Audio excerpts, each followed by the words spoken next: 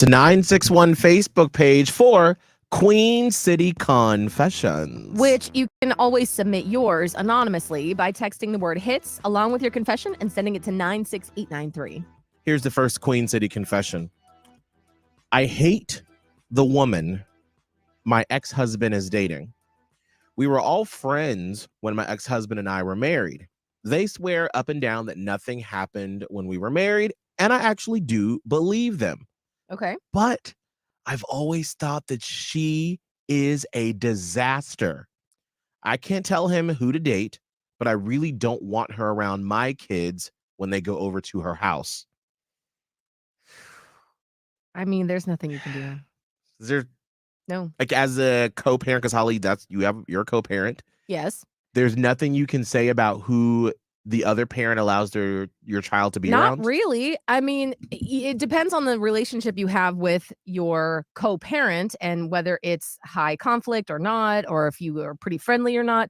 You're always welcome to voice your concerns, but that doesn't mean that other person has to take them into consideration. Like, obviously, if, it's clear that the person is like doing drugs in front of your kids or putting them in a very harmful situation, like, I don't know, whatever.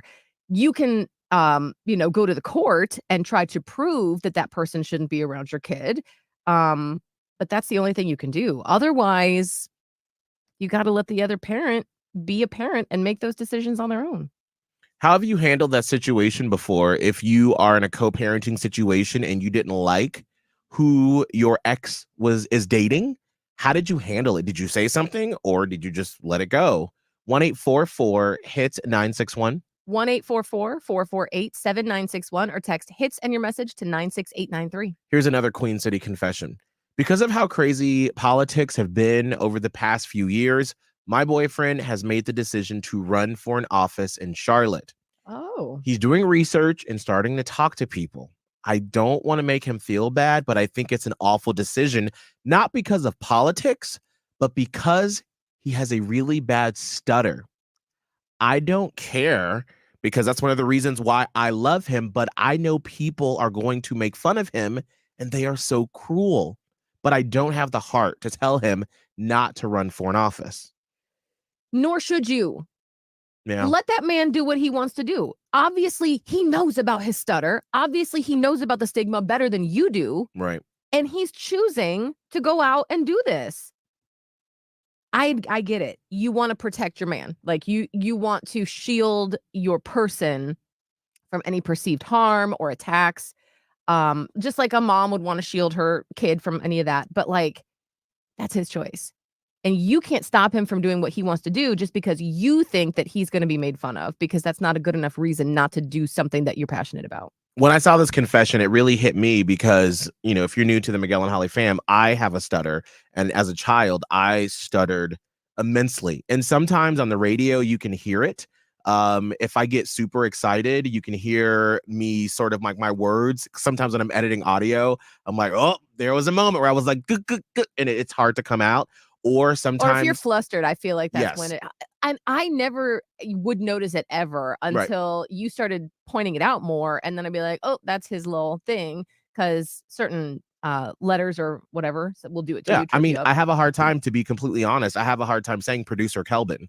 So, like, that's why sometimes you hear me go put producer Kelvin, and it's like the P's sometimes are hard for me. Right. But here's the thing: when I was younger, and I told my mom, "Hey, I want to be on the radio," she was like, oh, how? She was probably like, that's nice. That sounds sweet. Yeah. But she was like, you know what? You're going to do it. And so there were plenty of times when I was in my high school radio station, my middle school radio station or TV station, where I stuttered my way all the way through the newscast or whatever, but I had to learn how to do it. So I learned how to cope with it and how to be able to be on the radio and be able to be successful at it. So don't limit someone because of you're scared of how people will react to them. Correct. I had a contractor when we were redoing our bathroom. Our main contractor had a stutter but was like the most confident, pleasant man. And I was like, good for him, because he's out here doing what he wants to do, having to go to different customers' homes all the time. And he was upfront. He's like, I have a stutter. And if that's going to be a problem on your end, then let me know right up front. And I was like, nope, no problem here. So it's definitely doable. Has there ever been a situation like that where your child or your friend or your spouse wanted to go for a job or do something like this person and run for office, and you were like, ooh, that's not going to be good because of some limitation that you think they have? Did you encourage them to do it? Did you just step back, or did you speak your piece? 1-844-HIT-961. 1-844-448-7961 or text HITS and your message to 96893.